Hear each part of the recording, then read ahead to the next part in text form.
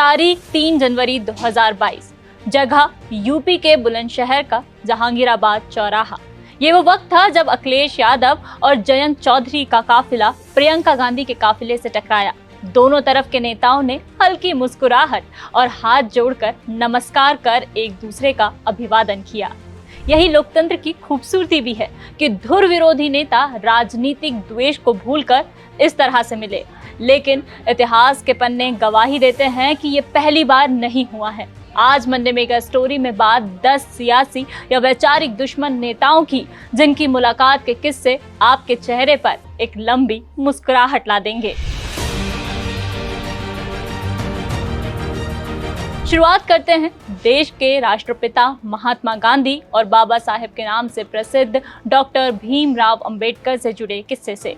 दरअसल दोनों में जाति व्यवस्था को लेकर वैचारिक मतभेद थे। बाबा साहेब मानते थे कि गांधी दलितों को समान अवसर और गरिमा दिलाने के विरोधी हैं। वहीं गांधी जी मानते थे कि दलितों को अलग आरक्षित निर्वाचन और 2 वोट का अधिकार देने से उनके साथ हो रहे अन्याय खत्म नहीं होंगे, बल्कि इससे समाज और बढ़ जाएगा। दोनों में इसी को लेकर मतभेद थे, लेकिन उनकी पहली मुलाकात बेहद यादगार थी। 14 अगस्त 1931 को जब दोनों पहली बार मिले तो उनके बीच कभी तलक तो कभी बेहद खुशनुमा माहौल में बातचीत हुई। अंबेडकर ने भावावेश में कहा, गांधी जी सच में मेरी अपनी कोई मातृभूमि नहीं है। गांधी जी ने दिलासा देते हुए उन्हें जवाब दिया, आपकी मातृभूमि है। गोलमेज परिषद में आपके कार्य की रिपोर्ट मिली है, उससे मैं जानता हूं कि आप बेहतरीन देशभक्त हैं। गांधी के इस वाक्य को सुनकर अंबेडकर मुस्कुरा दिए और इतनी साफगोई के लिए गांधी जी को धन्यवाद दिया। अब किस्सा एक ऐसे रिश्ते का जो संसद में सियासी दुश्मनी बना, वहीं घर पर पति पत्नी के बीच दोस्ती। दरअसल जवाहरलाल नेहरू और जेबी कृपलानी में मतभेद थे, जिसके चलते कृपलानी ने एक अलग किसान मजदूर प्रजा पार्टी की स्थापना की। उनकी पत्नी सुचेता कृपलानी भी पार्टी में शामिल हुई। 1952 में दिल्ली से चुनाव भी जीती। बाद में वैचारिक मतभेद के चलते सुचेता और कृपलानी अलग हो गए। सुचेता एक बार फिर से कांग्रेस में शामिल होकर यूपी की सीएम बनी। जेबी कृपलानी ने एक बार कहा था, कांग्रेसी इतने बदमाश हैं कि मेरी पत्नी ही भगा ले गए। संसद में पति और पत्नी के बीच कई बार अलग अलग मुद्दों पर जमकर डिबेट हुई। दोनों नेता जब तक राजनीति में एक्टिव रहे कम ही समय बिताते दिखे। दोनों ने राजनीति से एक ही साल संन्यास लिया और दिल्ली में साथ रहने लगे। अच्छी बात ये थी कि राजनीति में एक्टिव रहने, विरोधी दलों में होने के बाद भी दोनों ने संबंधों पर असर नहीं पड़ने दिया। अब वो किस्सा जो राजनीति के गलियारों में लंबे समय तक याद रखा जाएगा। सियासी दुश्मनी का किस्सा है चुनाव हारने वाली इंदिरा और उन्हें हराने वाले जेपी का। 1974 में जयप्रकाश ने इंदिरा गांधी की नीतियों के खिलाफ पटना के छात्र आंदोलन को शुरू किया, जिसके 1 साल बाद ही इंदिरा ने देश में इमरजेंसी लगा दी। जयप्रकाश नारायण ने संपूर्ण क्रांति का नारा दिया। मुखर होते जेपी की आवाज को दबाने के लिए इंदिरा गांधी ने उन्हें गिरफ्तार करने के आदेश दे दिए।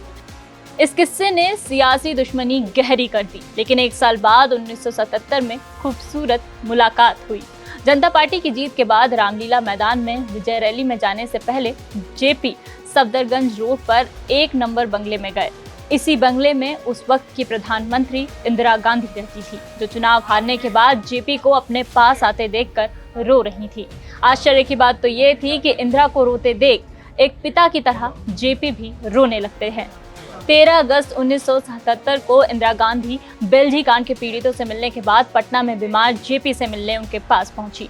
इंदिरा की इस पहल से जेपी काफी खुश हुए थे। उन्होंने कहा था, इंदु, बीता कल भी तुम्हारा था और आने वाला कल भी तुम्हारा होगा। इंदिरा गांधी से जुड़ा एक और किस्सा है, लेकिन इसमें दुश्मन होने के बाद भी अभिभावक का किरदार जेपी ने नहीं, मोरारजी देसाई ने निभाया था। लाल बहादुर शास्त्री की मौत के बाद प्रधानमंत्री पद के लिए मोरारजी देसाई और इंदिरा के बीच की तनातनी पड़ी। प्रधानमंत्री बनने की चाहत ने दोनों के बीच मतभेद इस कदर बढ़ाए कि मोरारजी ने इंदिरा गांधी और कांग्रेस पार्टी के विचारों के खिलाफ जाते हुए वित्त मंत्री पद से इस्तीफा दे दिया। आपातकाल में भी मोरारजी ने जेपी के साथ मिलकर इंदिरा के विरोध में बिगुल फूंका। मतभेद के बावजूद लाल बहादुर शास्त्री की मौत के बाद इंदिरा गांधी ने अपनी सरकार में मोरारजी को वित्त मंत्री और उप प्रधानमंत्री बनाया। 1968 में इंदिरा गांधी के साथ मिलकर उन्होंने बजट पेश किया था, जिसे वो अक्सर संवेदनशील बजट कहते थे। सरकार में रहने के दौरान कई बार इंदिरा को मोरारजी बतौर अभिभावक राय देते थे। अब इंदिरा गांधी से इतर सियासी दुश्मन शरद पवार और बाल ठाकरे की बात करते हैं। 1999 में अटल बिहारी वाजपेयी की सरकार गिरी। बाला साहब ने शरद पवार को इसके लिए जिम्मेदार बताया। वो इस बात से इतना चिढ़ गए थे कि उन्होंने महाराष्ट्र में शरद पवार को दुष्ट तक कह दिया था। इसके बाद से ही दोनों धुर विरोधी हो गए। लेकिन ये विरोध कभी भी आपसी संबंधों में कड़वाहट नहीं घोल पाया। 2010 में शरद पवार शिवसेना प्रमुख बाला साहेब से मिलने उनके आवास पहुंचे थे। इस मुलाकात के दौरान बाला साहेब शरद पवार को बच्चे की तरह पुचकारते दिखे। कई खास मौकों पर दोनों नेता परिवार के साथ एक दूसरे के यहाँ खाना खाने भी जाते थे। ये नेताओं के बीच एक व्यवहारिक रिश्ता ही था जो दुश्मनी के बावजूद इंसानियत पर खरा उतरता। एक और ऐसा ही किस्सा जुड़ा है सोनिया और अटल बिहारी वाजपेयी से। 2001 में कांग्रेस अध्यक्ष ने अपने एक भाषण में अटल सरकार को भ्रष्टाचार में डूबी सरकार करार दिया। गुस्से में तिलमिलाए अटल बिहारी ने आपा खोते हुए सोनिया गांधी को इटली वाली मैडम कह दिया। विपक्षी होने की वजह से दोनों नेताओं में अक्सर संसद के अंदर और बाहर बहस होती थी, लेकिन इंसानियत कभी इसके आड़े नहीं आई। ऐसा ही कुछ 2001 में जब संसद पर आतंकियों ने हमला किया तब देखने को मिला। उस वक्त सोनिया गांधी ने ही सबसे पहले फोन कर वाजपेयी जी का हालचाल पूछा था। 8 मार्च 2003 को महिला दिवस के मौके पर पीएम अटल बिहारी वाजपेयी ने कार्यक्रम आयोजित किया था। इसमें सोनिया भी शामिल हुई थी। इस कार्यक्रम में कांग्रेस अध्यक्ष को अकेले सोफे पर बैठा देख अटल जी ने कहा, अरे सोनिया जी को चाट खिलाओ, महिलाओं को ये ज्यादा पसंद होती है। कड़ी में एक किस्सा उन नेताओं का भी है जो 24 साल बाद एक दूसरे से मिले और घंटों एक दूसरे से बातचीत में खो गए। किस्सा है मुलायम यादव और मायावती का। दोनों की दुश्मनी तब शुरू हुई जब 2 जून 1995 को एक रैली में मायावती ने सपा सरकार से समर्थन वापस लेने की घोषणा की। इसके बाद लखनऊ के मीराबाई रोड स्थित एक गेस्ट हाउस में मायावती विधायकों के साथ बैठक कर रही थी। सपा नेताओं ने गेस्ट हाउस पर हमला कर बसपा विधायकों से मारपीट की। मायावती ने खुद को एक कमरे में छिपा लिया। ये वही दिन था जब राजनीतिक तौर पर मायावती और मुलायम सिंह के बीच खाई काफी बढ़ गई। लेकिन 24 साल बाद 2019 में दोनों मिले तो गिले शिकवे कुछ कम हुए। दोनों के बीच बंद कमरे में करीब 2 घंटे तक बातचीत चली। नतीजा ये रहा कि 19 अप्रैल 2019 को दोनों नेता एक बार फिर मैनपुरी में एक मंच पर नजर आए। इन रोचक किस्सों में अगला किस्सा है पीएम मोदी और ममता बनर्जी का।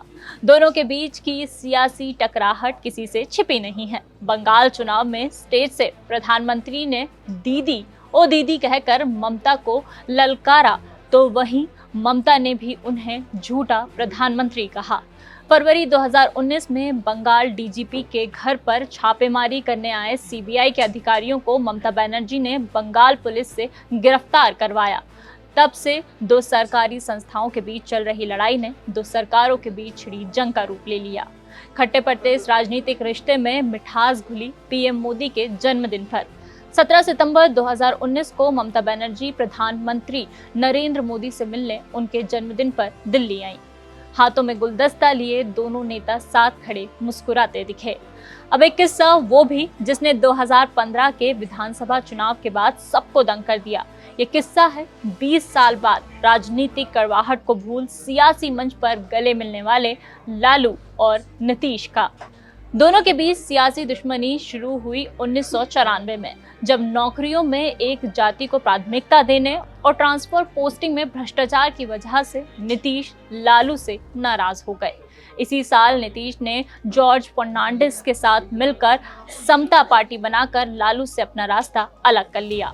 फिर चारा घोटाले में पटना हाईकोर्ट ने सीबीआई जांच के आदेश दिए, जिसमें नीतीश ने याचिका डलवाकर लालू को जेल भिजवा दिया।